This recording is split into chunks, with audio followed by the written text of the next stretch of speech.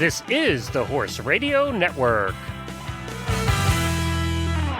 This is episode 584 of Horse Tip Daily. A different horse tip, a different equine topic, a different equestrian expert every day. Horse Tip Daily brings the world of equine knowledge to you, one day at a time.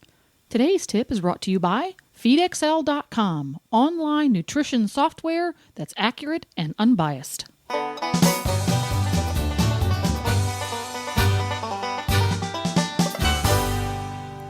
Heidi-ho, Coach Jen here, and thanks for tuning in to Horse Tip Daily. Today's tip is from Dr. Wendy Ying. Dr. Ying is co-host of the Driving Radio Show here on the Horse Radio Network and a doctor of veterinary medicine who practices traditional Chinese medicine in her practice, 5 Elements for Animals. She is also an active competitor in the sport of combined driving and also enjoys fox hunting. Today's tip is about body work. No, not your car, your horse.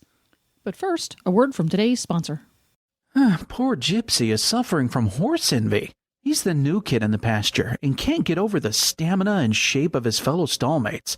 Rumors around the barn point to FeedXL. It seems their owner has been online and discovered the FeedXL nutrition tool. That means Gypsy's in for a big transformation. The other horses have been telling Gypsy all about the changes made to their diet and how FeedXL has improved their overall well-being.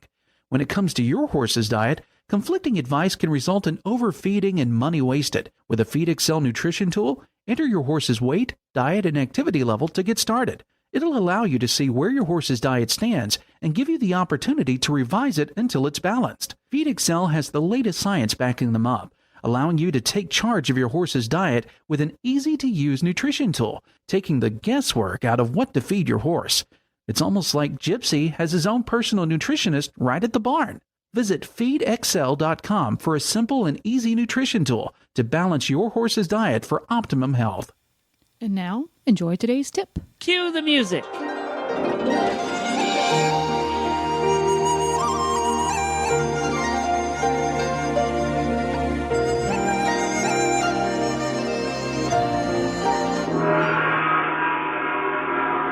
All right, Dr. Ying, what are we talking about today? Today we're talking about body work. Like when you wreck your car? No. Oh. I don't know how to fix that, but okay. I do know how to fix horses. So when they wreck we're their going to talk car? a little bit. No, we're going to talk a little bit about chiropractic. Okay. So it's late in the day. We're both a little giddy. I have to explain. I don't to know how to fix cars. And if your horse kicks a car, you just have to take it into our horse sat. We got a brand new truck. Got to tell you the story. We got our first brand new truck ever. It was a Chevy 3/4 ton pickup truck back in probably the 80s. Yeah. And we were so proud. It was our first new car we ever owned. And we drive it the second day out in the field to deliver hay. And Jennifer's horse comes up to scratch his butt and leans against it and puts a great big dent in the side. Oh, my God. Could have killed that horse. That's bad. Sorry, I had to tell my butt story. What did your insurance agent say about that? We never got it fixed. It's that dent stayed in that truck for the 10 years we owned that truck. My dog's choking in the background. Oh, is he okay? I just want everybody to know it's not me. The dog's okay as long as Wendy's Stop not it, Tamika. All right. Yeah. So that's my truck butt story. So now we have horses that have what are we talking? I still don't know what we're talking about. We're talking about chiropractic. Oh, okay. That's one of the services that I offer for my clients, and basically chiropractic. Obviously, people know that's kind of spinal manipulation, right? So, the theory behind chiropractic is you want to have a healthy spine so that you help the body's innate, you support the body's innate ability to heal itself. So it goes very well with acupuncture and Chinese medicine because what I'm doing is trying to bring the body back into balance. So some people think, oh, I need my horse's neck cracked because he won't bend left, which is actually probably the most common reason somebody will call me. You know, they'll say, I can't bend this way, or I'm having trouble doing this.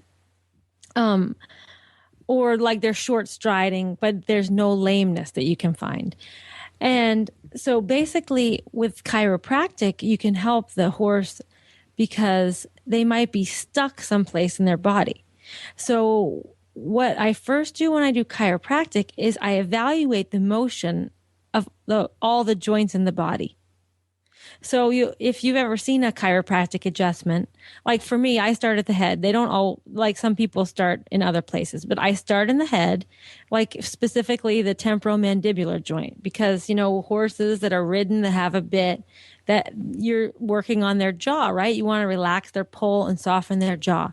Well, if they're stuck there, and when I say stuck, means if they can't go through their whole range of motion, or they have muscle spasm, or one ligament's tighter than the other, then you can't get the softness that you're trying to go for. So I'll put all the joints through the range of motion. And in the spinal cord, there's a certain degree of motion in between each vertebrae. If you can't get the normal range of motion there, then we call that stuck. Which is just like, that's not what we call it, but that's like the general term of how I describe it. And so what I do with chiropractic is I try to motion that joint, and then sometimes I'll give an adjustment so that I can free up that joint so that it can go through its normal range of motion. And I'll do the whole spine. And then I will work on the ribs, because the ribs also articulate to the spine, the thoracic vertebrae, and then work on the joints of the limbs. And by that, you're totally exhausted by the time you're done with that. Yeah, it's a great workout. I mean, I don't have to go to the gym. And, is it hard? Now, everybody knows that you're not exactly tall. Right. Does that make being a chiropractor on horses more difficult? Well, sometimes it is a little difficult because I can't reach as high as I need to. So I have these foam blocks that I stand on, and that helps me when I need to go and do things above the horse. When I need to go push on their back. So I have to stand on these blocks. And I just learned this great tip from from this chiropractor that mentors me. Who's fantastic. His name's Steve Engel. Is Margie Goldstein, the show jumpers. Yeah. Oh, he's so great. And I told him when he showed me this, I said, "Oh my God, Steve, that's the tip of the day."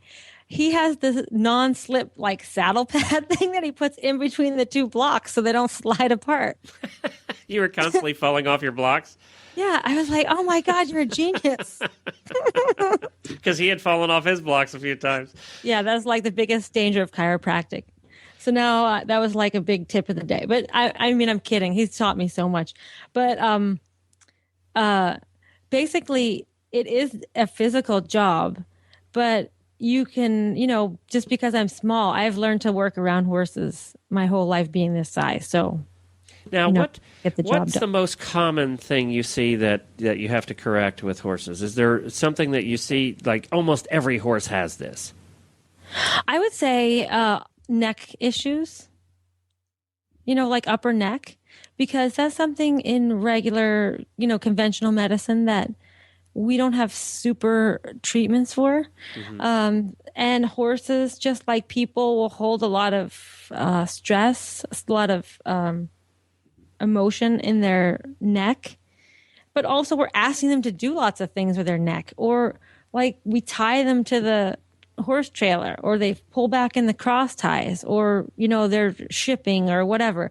So the neck can have a lot of issues that smolder there for a long time. I talked about neck issues a while back when we talked about dentistry. If you have a horse with wave mouth or ramps in the back of their molars so that they have to chew funny every time they grind their food, that is going to cause some upper neck issues. Right. And that's a chronic problem. So that's another thing is, yes, your chiropractor can fix that neck issue. But if you don't fix the teeth, that's always going to come back. That's interesting. Yeah, I didn't even think about that. Yeah, so chiropractic is not like the cure-all. Chiropractic is a maintenance treatment for your horse to keep them in the best health. And for people too, that's a way to stay healthy, but you have to get rid of the noxious stimuli that's causing you to be unhealthy. So whether it's because you're wearing the wrong shoes, or you sleep funny in your bed, or, you had an accident and you had a broken leg, and, those are all kinds of things that will cause you to be crooked. Same with your horse. Does your saddle fit wrong? Do you always drive, like for driving, do you have a horse that is always on the right side of the pole? And if you put him on the left side of the pole, he goes crazy and can't drive on the left side of the pole. That might be a chiropractic issue. How often should you have it done? I guess it depends on the horse, but if you were to...